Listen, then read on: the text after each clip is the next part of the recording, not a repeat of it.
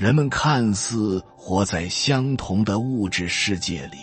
实际却生活在不同的精神空间当中。有人活在物质界，一生迷茫，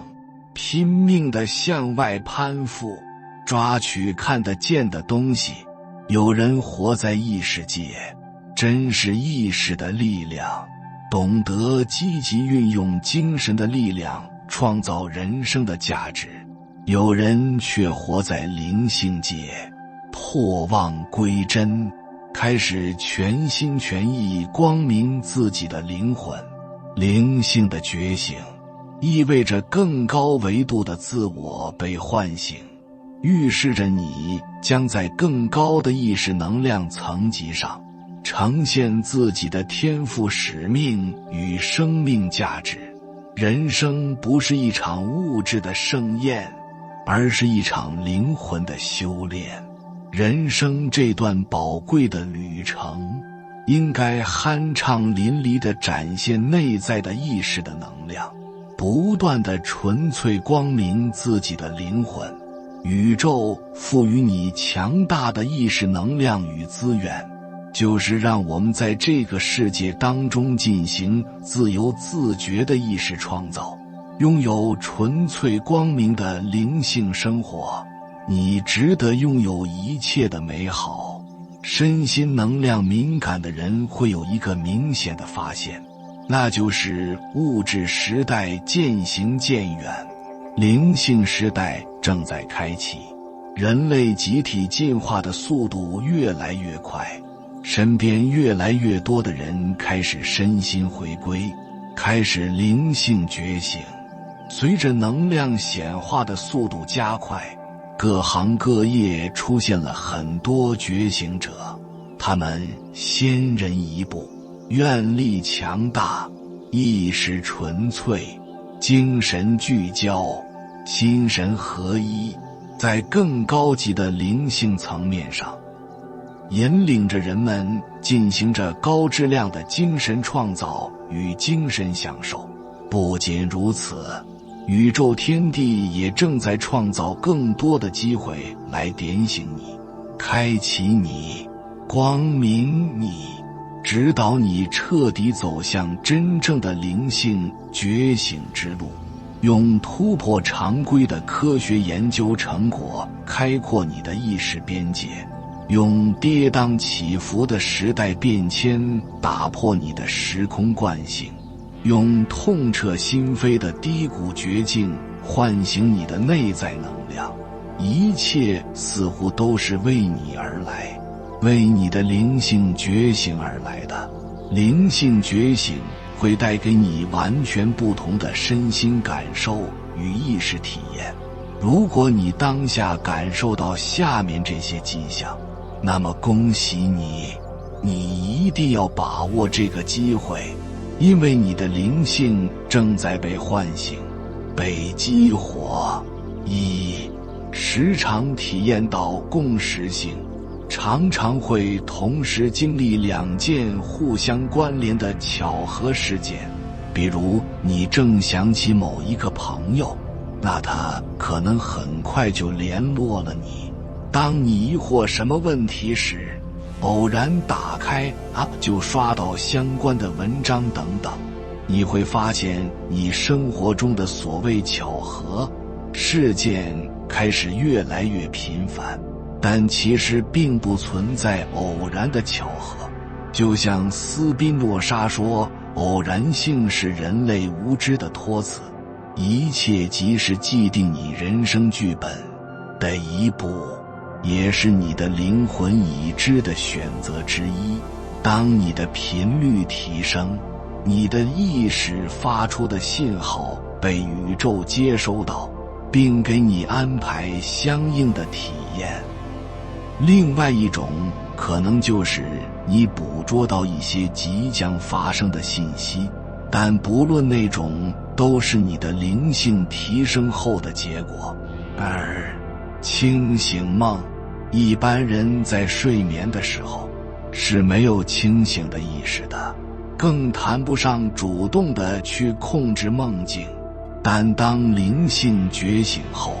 首先你会发现你梦境的清晰度分辨率变高了，画面也更加鲜艳和生动了，同时你也更容易记住梦境的内容。接下来你可能主动地去控制梦境的剧本了，并且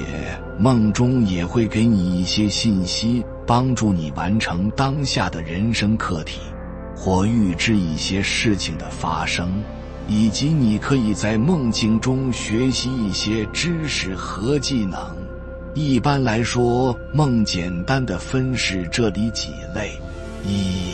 返回源头被疗愈，这类一般是指导灵帮助你们回到源头修整充电的过程。这类梦基本上不太会让你记住内容，但你醒了之后会发现自己状态格外的好，之前的各种内在问题都有缓解。二、离开身体去各个维度、各个空间玩耍，那这类可能就是会去到平行宇宙里，或者对于老灵魂或高维度灵魂而言，可能会回到之前来的地方看看。你可能梦到外星场景，或者天堂、仙境、神佛等等。三、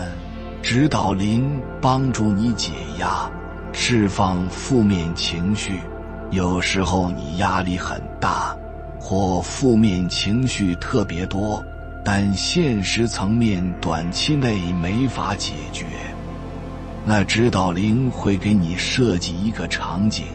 让你进入发泄一下。比如现实中和上司或家长有矛盾，你又不能硬刚时，在梦境中指导灵让你和他吵一架，把你想说的话发泄下。四、学习，可能在梦中指导灵会带着你学习一些知识和技能，但大部分会是灵能类，或者也有可能会是现实层面的某些知识，也会给你一些面对当下人生的一些信息或预示，这些都需要你清醒后马上记录下来，并不断深入学习。那可以尝试练习清醒梦，在睡前有意识地告诉自己，我在梦中意识也是清醒的，我可以记住梦境的内容。每天醒来时，在保持大部分身体不动的情况下，主要是头和躯干，最小的动作拿手机或录音笔之类记录下梦境内容。当然这需要多次练习，才能让各种不同的梦境的信息来帮助你的灵修。三、愿意并热衷静心冥想。灵性的觉醒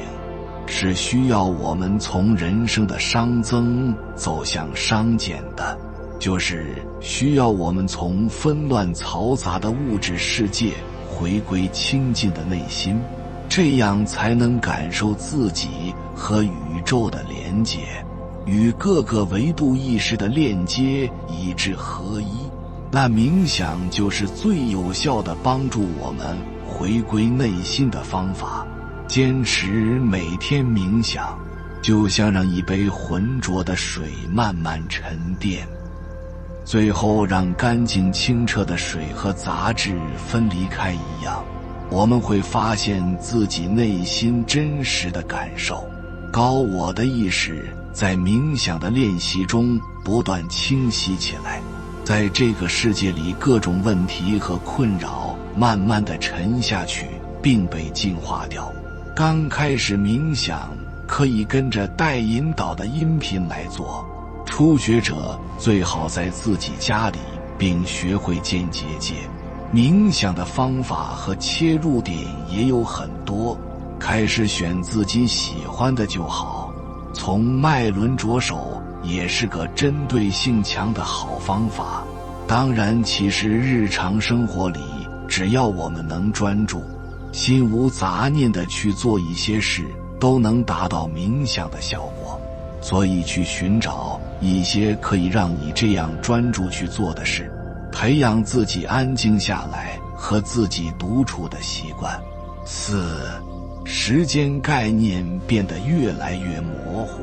你好像不太关注时间的流逝了，不论是一天还是年纪上的，你只会在有重要的事情时才会看日历看时间，比如和人在哪天约好了，在某天需要做某件事，要不然时间对于自己来说已经越来越不重要了，你也越来越感受不到生活中那种时间的紧迫感、年龄的焦虑感等等了。本身时间就是不存在的。当你觉醒后，你的振动频率不断提升，你的意识也拥有了超越这个维度的智慧，你好像活在4维、5维等等之中。那这个只属于3维世界的时间对你而言已经没有任何意义了，它不能再标志你什么，也不能定义你什么了。你可以活成任何年纪的状态，同时你深刻地认识到灵魂的不灭性，明白今生不过就是一次旅程，你不会失去什么，也不需要一定得到什么，宇宙万事万物都是你的一部分，那还要被时间制约着要去抓住什么呢？5. 能感受能量频率的震动，能够感受到能量的流动，身体会有发热或微微的震动感、电流感等，尤其在冥想专注的状态下，你的这些感觉会更清晰。在脉轮开启后，当你随时把注意力集中到某个脉轮时，你会感到那里有气流在流动的感觉，或是旋转，或是震动的感觉。顶轮开启会让你有眩晕感，另外有时你还会感到自己在变大，或者和你周围空间的距离变远等等。当然这些只是提醒大家有这种感受时是在证明你的感知力、你的灵性的提升，没必要刻意追求这些感觉，毕竟凡所有相皆是虚妄，别着相也是修行的重要一课。6. 喜欢安静独处，喜欢大自然，灵性觉醒后会变得更愿意和自己独处，静心地感受一切。比起各种社交生活、各种聚会的喧闹场合，自己更愿意在家里做自己喜欢的事，或者是到大自然中去静静地待着。当你灵性觉醒之后，你的振动频率会提高，你会本能地排斥各种低频率的能量，频率之间大的差距也是会让你身体感到不舒服的。那嘈杂的环境，社交中形形色色人，每分每秒发出的各种心念等等，这其中很多能量频率都低于你，那你会本能地去排斥，你的身体就会告诉你想远离这里。同时你也要学会尊重自己的这种排斥感，不要出于各种现实的原因强迫自己去加入其中。学会保护自己的能量也是灵修中重要的要素之一。另外，大自然的能量频率是高于人的，那在这其中感到瞬间的被调频，身体心情都会感到舒服，同时也会感觉和动植物的链接更深，和地球的链接更深。这种链接和人与人之间不同，会让感到平静和自在，体会到人和自然合一的感受。当然，每个人喜好不同，有人更喜欢森林，有人更喜欢海洋等等，按自己的喜好去选择地点就可以了。7. 能感受到他人的能量。随着灵性的觉醒，人的感知力也会变得敏感，那他人的能量状态你也会感觉到。那些莫名给你舒服、信任、美好感觉的人，大多频率和你相近或更高。如果莫名就会有些负面的感受，或本能的不想接近，那说明这个人频率很低，内在也有很多负面的能量。你只要把握住这些莫名的感觉，就可以来判断他人的能量状态，而且你也能够感受到其他人的感受，这个就是共感。比如他人悲伤或开心时，你特别能感同身受，但是在另一方面也需要小心，不要被他人的能量影响了，不然可能会让自己能量消耗很多，感到疲惫和其他不适。尤其遇到能量吸血鬼，一定要尽量远离。8. 直觉很准，你会发现每一次跟着直觉的指引去做，都会给你带来惊喜和收获，而且你做事时直觉的那种指引的成分总能大于理性客观分析，并能够得到预期的结果。另外，你日常生活中直觉总会给你各样的提示信息，并且大部分很准确。换个角度说，这样说明你的显化能力很强。其实所有我们生活一切经历本身都是我们意识能量的显化，但能显化出美好还是困难的经历是和你的能量状态有关。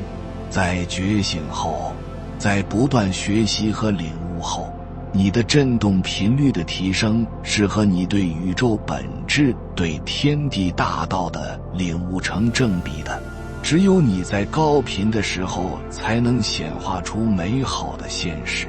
如果你有些不好的直觉，并且感到担忧、恐惧、焦虑等情绪时，你第一要做的不是它会不会发生，而是在提醒你需要提升自己的频率了。不要沉浸在低频能量的那些意识中，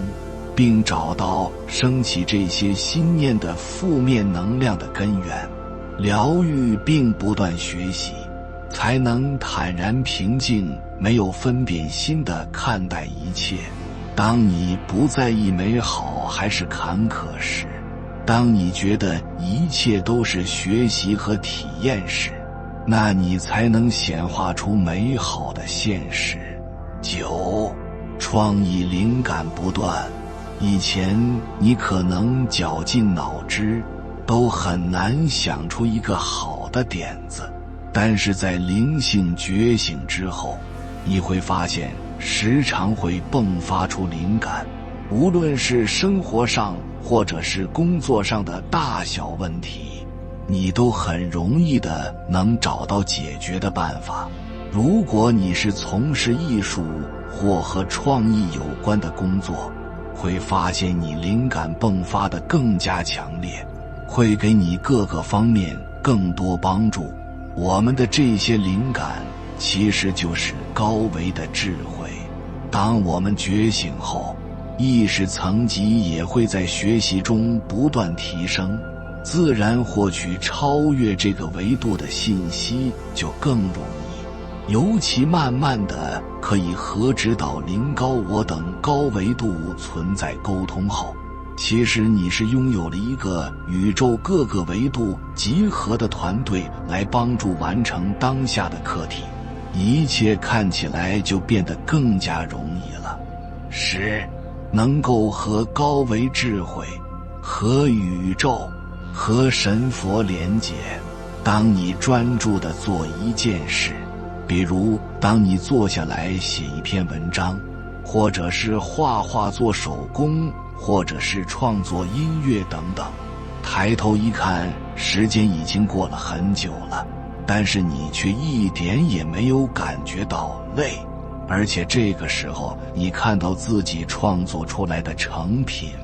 会有一种错位感觉，这个作品太棒了，好像超越了你原有的水平，不像是自己做的。这就是我们上一条提到的，当你和更高维度智慧链接，和宇宙，和你的指导灵，和你信仰中的神佛处于合一的意识里，此时你并不是靠小我的能力在工作了，你是和全宇宙的力量成为一个团队，一起创造出这个作品。其实我们每个人都不是仅仅当下的这个自己，不仅仅是当下自己的身份、自己的能力、性格、样貌等等，宇宙各个维度、万事万物、一切存在都是我们的一部分。我们所做的任何一件事，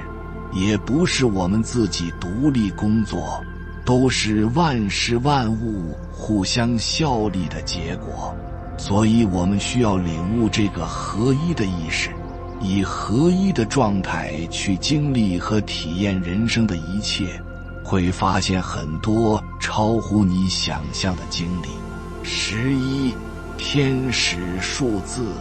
宇宙总是每时每刻在给我们一些信号，在灵性的道上，或者在灵魂觉醒的过程中，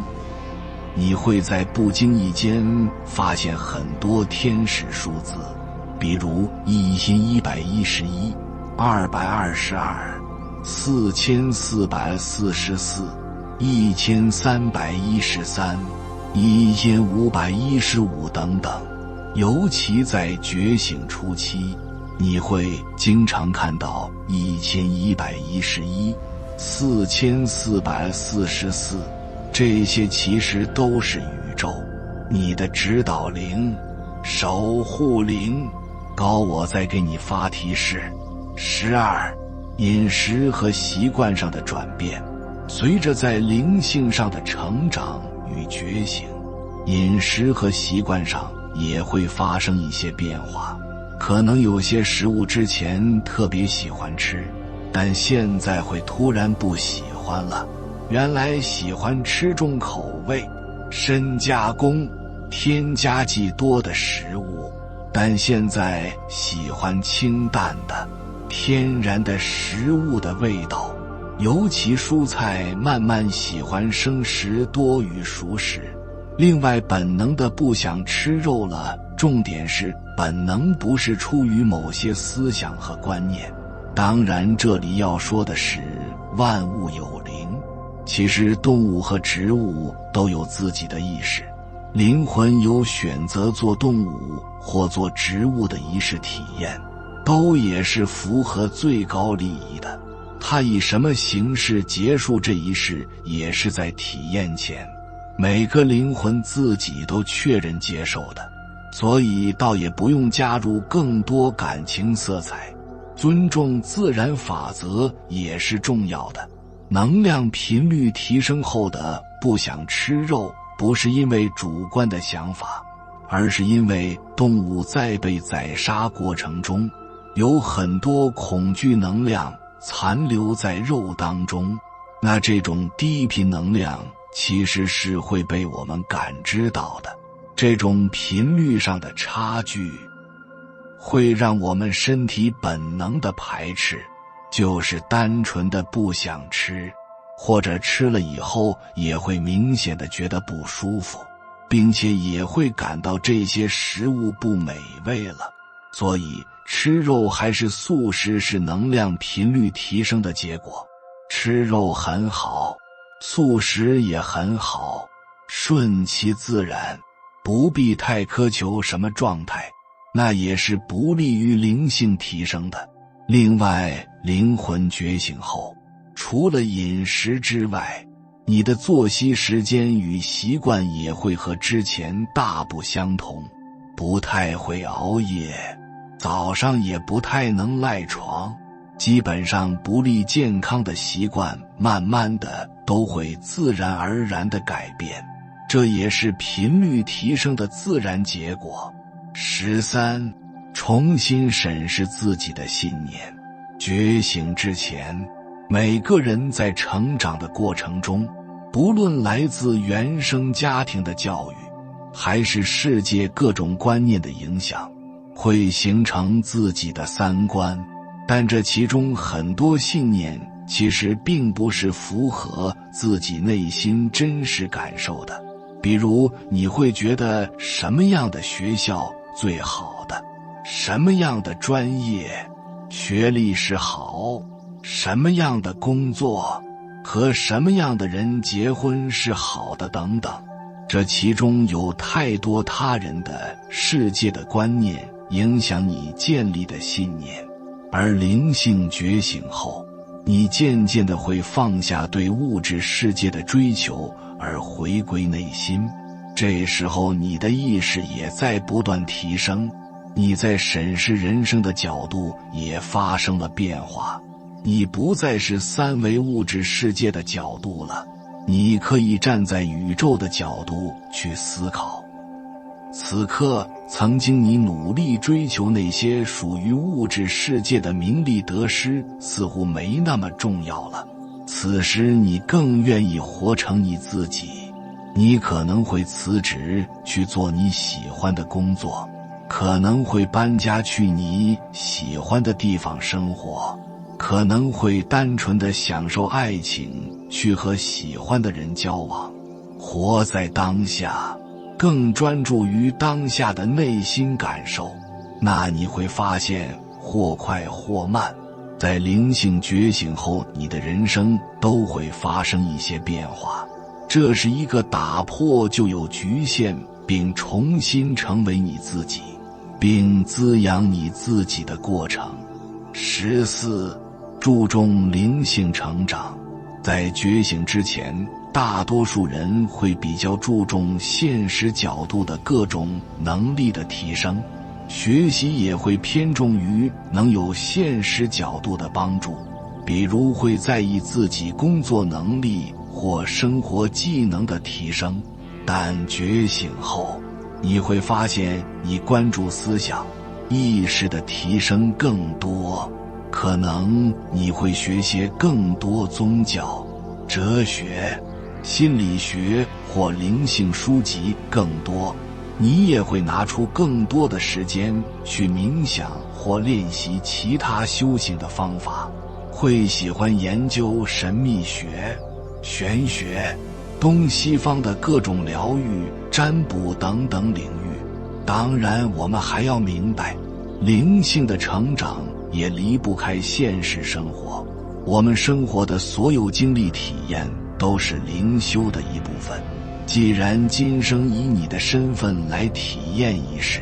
就说明你一切的经历都是今生这学期课程的必修课，一切的经历都是在帮助你提升灵性，学会保持觉知，反思经历，并从中领悟天地大道，也是重要的一部分。另外，灵性的成长是基于你对宇宙本质、对天地大道的领悟，所以不必执迷于各种术、各种灵能的追求。你只有在悟道的基础上，才可能在各种占卜、疗愈、魔法等等术上有所建树。只有领悟的不断提升，意识层次、振动频率的不断提升，你才可能自动地解锁各种灵能，并有效地、安全地帮助你在灵修的路上走得更远。15. 排斥低频的事物。随着你灵性不断觉醒，你的身体各个部分、各个感知能力也在不断觉醒，那这些的觉醒会直观地反映到你日常生活上的转变。比如胃的觉醒就会对人工食物、对肉食排斥。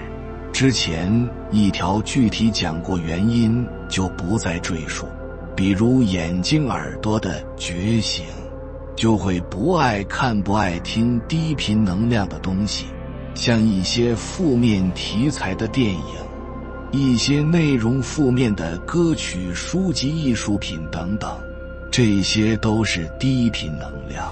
你会自然的排斥。你会发现自己喜欢的东西慢慢的变得积极阳光起来。当然，这其中也要注意的是，一切都是自然而然的流露，不要刻意要求自己。当你的身体没有完全的觉醒时，那些没觉醒的部位会表达小我的需求，而这个需求也是要被满足的，只要适度就可以。毕竟如果不被满足，也会造成你末轮的堵塞。16. 臣服，放下，不再执着。在觉醒之前，很多人执念非常重，都有那种一定要怎样，一定要达成什么的心念，看似信心和坚定，但背后都是被恐惧能量支配的意识。而觉醒后，会领悟到我们人生其实就像一个虚拟游戏，就像一部电影，这里的成败得失本身没什么意义。就像《金刚经》说的，一切有为法，如梦幻泡影。就像圣经说的，凡事都是虚空。当我们深刻地领悟到这些时，那些曾经抓在我们手中看得无比重要的一切也变得没有意义了。当你离宇宙本质更近，离到本身更近时，什么都能放下了。你也愿意放下分辨心，臣服于一切宇宙的安排，单纯的体验一切可能。毕竟一切都是合一的，你不会失去什么，也不需要得到什么。宇宙各个维度的一切都是你的一部分，你就是宇宙本身，你就是道，就是神。以出世心做入世事，以入世事练出世心。灵性觉醒的人之所以厉害，是因为彻底地悟透了一个生命真相：心是一切的根源，心变了，一切都变了；心光明，一切光明。他们余生只做一件事，那就是全心全意地建设自己的内在工程。干净意识、纯粹意识、细化意识、光明意识，在不断的精神实践当中提升自己的意识能量层级，在更高维度上呈现生命的本质具足。物质时代结束，灵性时代开启，跟上人类智慧集体进化的步伐，把个人发展融入到宇宙整体发展的大背景当中，精彩演绎，完整表达，这是觉醒先行者的必修课。在接下来这个众神归位的时代，我们要做到身心归位，一心一意地建设你的内在家园，与天道合一，完成这一世的灵魂觉醒。有缘人，感谢你看到最后。如果今天的影片对你有所帮助，请按个赞给我响应，回复一句灵魂觉醒的征兆已显现。愿你能把握这个机会，早日醒来，回归本源，离苦得乐。还没有订阅频道的，请点击右侧的订阅按钮，与我们建立更深的连接。随缘加入会员，与同频之人共修福报，随喜转发，传播善知识，功德无量。